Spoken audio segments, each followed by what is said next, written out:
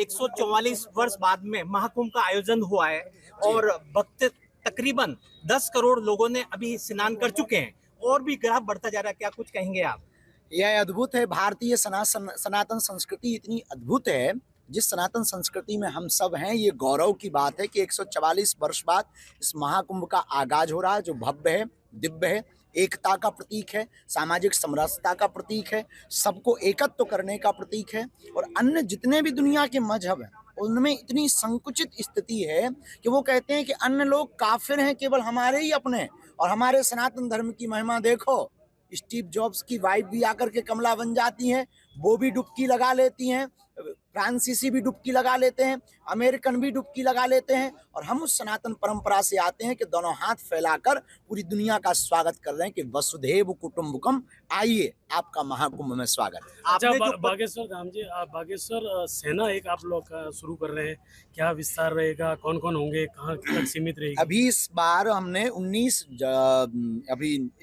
जनवरी को आदिवासी जनजागरण महासम्मेलन रखा और पूरे देश के लगभग 22 बसें आपके राजस्थान की गई, जिसमें 1200 आदिवासी परिवार महाकुंभ की तरफ यात्रा में निकले थे। वो बागेश्वर धाम पर उस आदिवासी जनजागरण सम्मेलन में सम्मिलित हुए। उसका उद्देश्य केवल इतना है, कन्वर्जन के लिए, धर्मांतरण के लिए सबसे सॉफ्ट टारगेट हमारे आदिवासी भाई परिवार हैं। वो प्रकृति मित्र हैं, वो प्रकृति के नजदीक हैं, जल जंगल जीवन ही उनका सर्वोपरि है। उन धर्मांतरण करने वाली ताकतों को रोकने के लिए, धर्म विरोधी ताकतों को देश निकाला करने के लिए हमने एक नया अभियान छेड़ा है। हर गांव मोहल्ले में अब हनुमान चालीसा बागेश्वर मंडल बनाएंगे, ताकि भविष्य में, कालांतर में हिंदुत्व के ऊपर अगर कोई उंगली उठाएगा और कोई भी धर्मांतरण करेगा, उसे देश निकाला किया जाए। आस्था के जो प्रयागराज में रील बनाने पे आपने जो बड़ी बात कही है, 2 युवतियां भी इसमें शिकार हुई है जी, क्या कुछ कहना चाहेंगे उसमें? हम किसी के भी, देखिए, हम भी इस आप लोगों तक पहुंचे तो कहीं ना कहीं रील और मीडिया का और सोशल मीडिया का बड़ा हाथ है, लेकिन कहीं ना कहीं वर्तमान समय में महाकुंभ अपने मुद्दे से भटक रहा है। उनके प्रति हमारी संवेदना है, चाहे वो कोई भी बहन हो या कोई भी बाबा जी के बारे में चर्चा हो।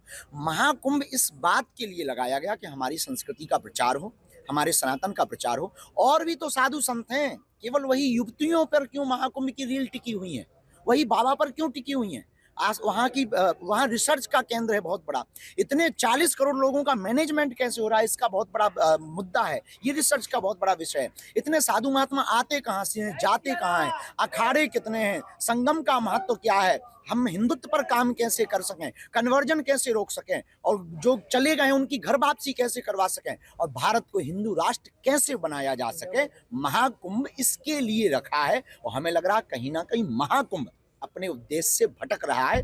रील में नहीं, रियल में जीना चाहिए। वहां और भी महापुरुष हैं, शंकराचार्य हैं, मठाधीश हैं, मठों के आचार्य हैं, तपस्वी हैं, योगी हैं, जपी हैं, तपस्वी हैं।